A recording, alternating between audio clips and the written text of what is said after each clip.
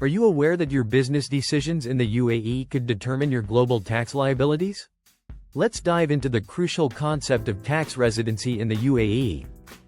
In the UAE, tax residency is not just about where you live, it's about where your business is effectively managed and controlled.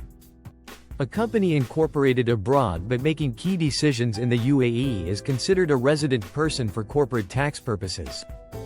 This means that even if your company is based elsewhere, if your board meetings and strategic decisions happen in the UAE, you're taxed on worldwide income.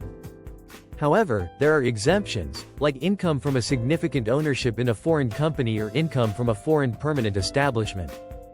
For individuals, it's not about physical presence or residency visas. It's about conducting business in the UAE with a turnover exceeding 1 million United Arab Emirates dirhams.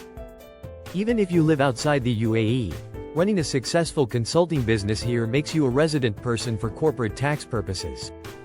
Non-resident persons are taxed if they have a permanent establishment, derive state-sourced income, or earn from a movable property in the UAE.